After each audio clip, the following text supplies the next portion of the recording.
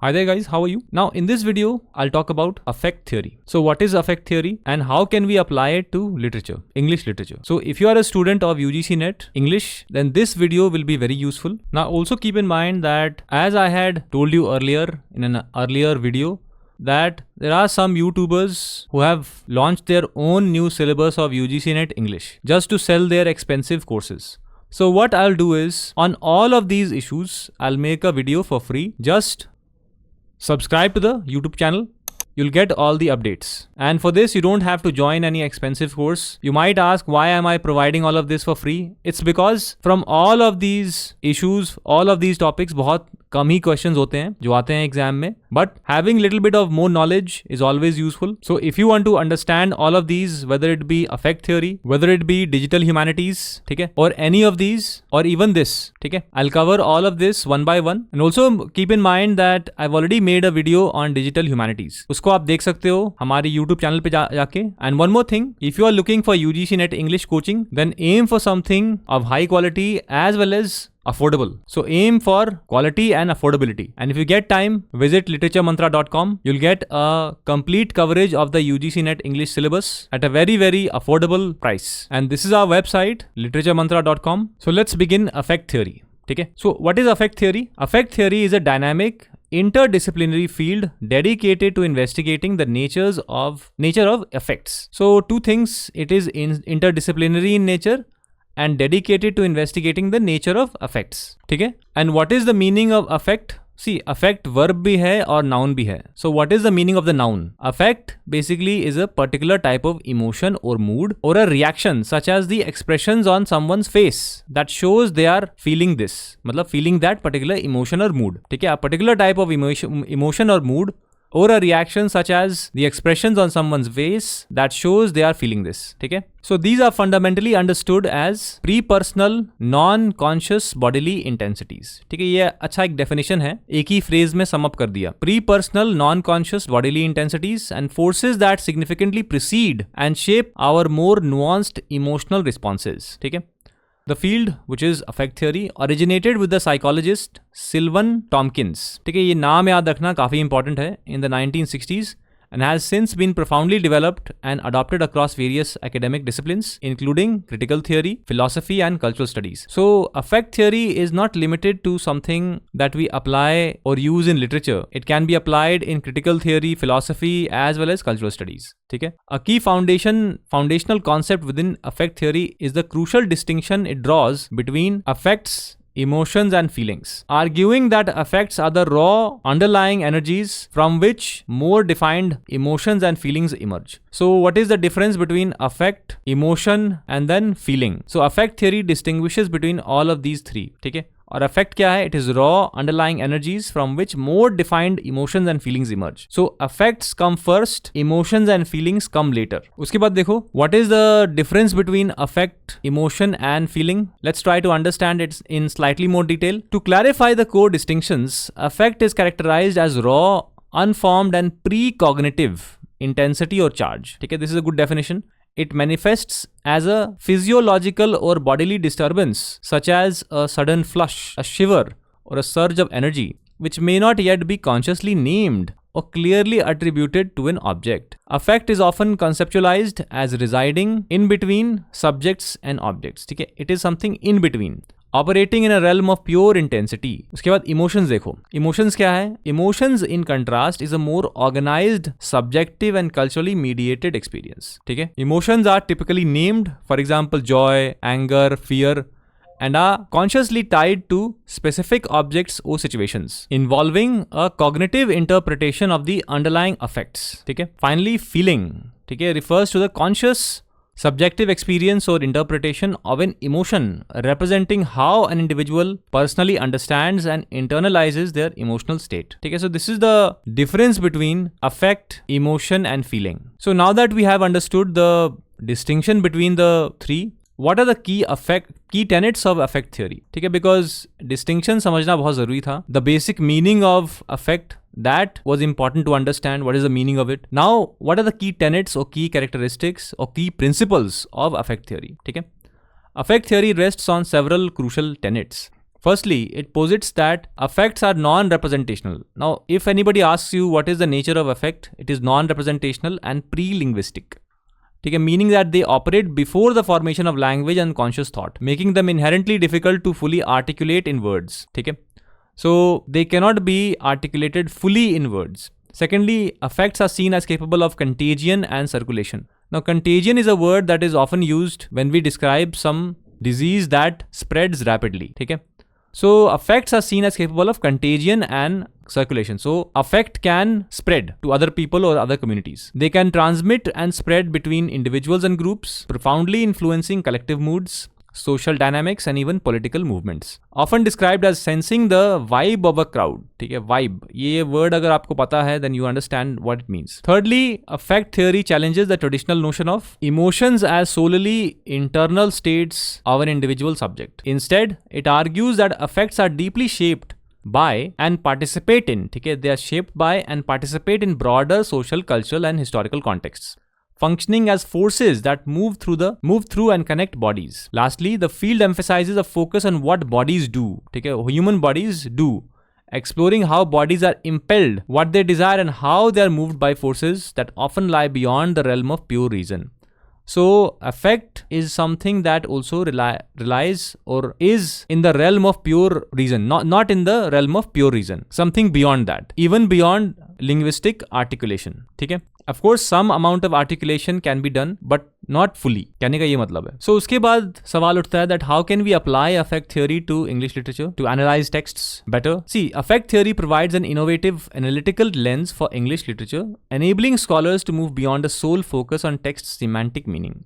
ठीक है? Or plot progression or character psychology. Now these are things that we do normally, but affect theory says instead it allows for an exploration of the profound emotional and bodily resonance. Okay? Emotional and bodily resonance of language and narrative. This approach prompts critics to ask how literary texts evoke non-conscious, pre-personal intensities, and how these subtle effects create particular atmospheres, moods, or vibes that precede or shape the reader's more conscious, emotional, and cognitive process. For example, instead of merely stating that a passage evokes sadness, okay, an affect-informed analysis would delve into how specific prose, rhythm, imagery, or sensory details might generate a physiological intensity in the reader that ultimately resolves into that named sadness. So rather than just saying that a particular passage or stanza evokes sadness in the reader or in the audience, if we use affect theory, we'll say that how specific prose, rhythm, rhyme, imagery, or sensory details might generate a kind of physiological intensity in the reader that ultimately resolves into that named sadness, that ultimately causes or evokes sadness in the reader. Okay? Now after that, let's know slightly more about literary analysis through an affective lens. Okay? So through an affective lens, literary analysis takes on a new dimension or new dimensions. It suggests that literature doesn't just represent emotions, it actively produces or performs affects. ठीक है, तो इस point को note करना बहुत important है that literature according to the affective lens और according to affective theory और affect theory doesn't just represent emotions through words. Literature actively produces and performs affects. It generates visceral responses in the reader rather than simply describing them. ठीक है, it generates responses within the reader rather than just describing them in the reader. Okay, so this perspective encourages questions like how does a horror novel actively make the reader feel dread through its narrative techniques, pacing or imagery beyond merely narrating a character's fear. Okay? So when we read, for instance, gothic novels or maybe any horror novel, the character in the novel may be scared, but as readers we also become scared as to what will happen to this character, what harm will befall him or her, right? So here affect theory says that how does a horror novel actively make the reader feel the dread through its narrative, techniques, pacing or imagery, so moving beyond merely narrating a character's fear. Okay? So furthermore, scholars can analyze how literary elements such as specific language choices, evocative imagery, narrative rhythm, and structural decisions construct complex emotional landscapes through their manipulation of these precognitive forces. Okay? For instance, in Gothic literature, affect theory allows for an examination of how architectural descriptions, sensory details, and narrative silences cumulatively build a pervasive sense of unease or dread, not just through explicit fear, but through the accretion of subtle affective cues. This approach also enriches reader response criticism by emphasizing the bodily experience of reading. ठीक है, bodily experience of reading, acknowledging that readers are embodied beings who are physically affected by texts. It prompts inquiry into how the very act of engaging with a poem, its sounds, pauses, and visual layout may create a specific physiological response or affective charge in the reader. So rather than just the words, the way sound is there, pauses are there, visual layout is there, for instance in a poem, how can that produce a kind of affective charge in the reader? This is what affect theory will and try to analyze. And also keep in mind that rather than replace reader response criticism, it actually enriches it, okay, by emphasizing the bodily experience of reading. Okay? So again, we move on to how affect theory is relevant for literary studies or English literature.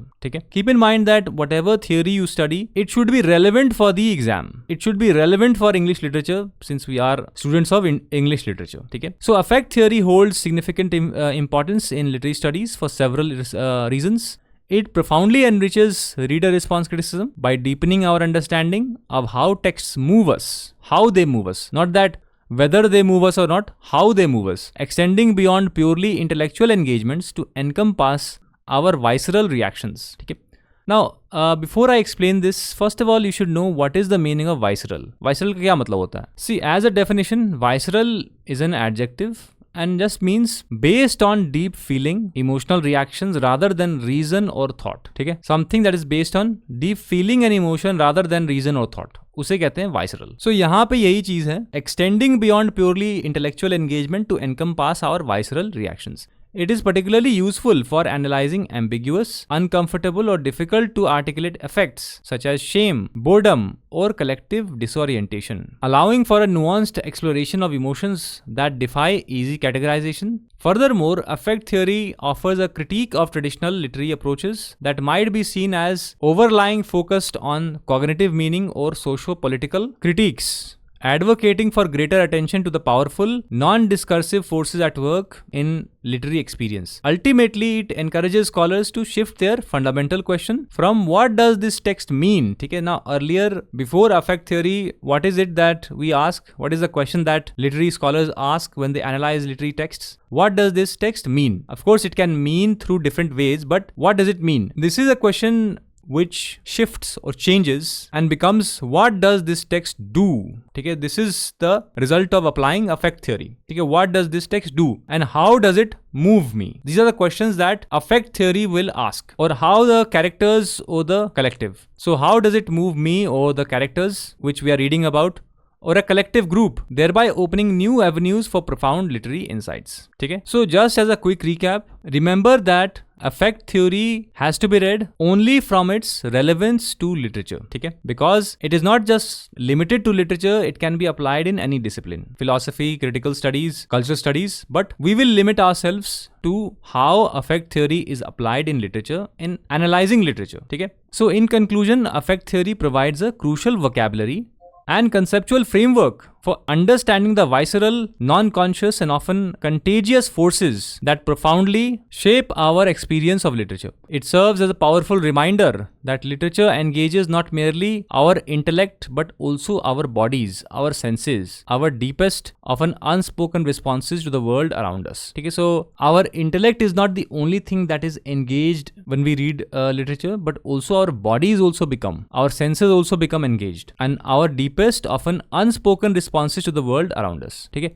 So by systematically exploring the dynamics of affect, literary scholarship gains a richer, more nuanced and ultimately more holistic understanding of how texts truly resonate with their audiences and exert their profound influence. Okay? So whenever you read affect theory, keep in mind how it will be relevant for literature. Then some words you should remember, such as visceral, non-conscious. उसके बाद मैंने बताया था आपको pre-personal भी है, ठीक है, along with being non-conscious, it is also pre-personal. और उसके बाद मैंने आपको ये भी बताया था that it lies beyond the realm of pure reason or linguistic articulation.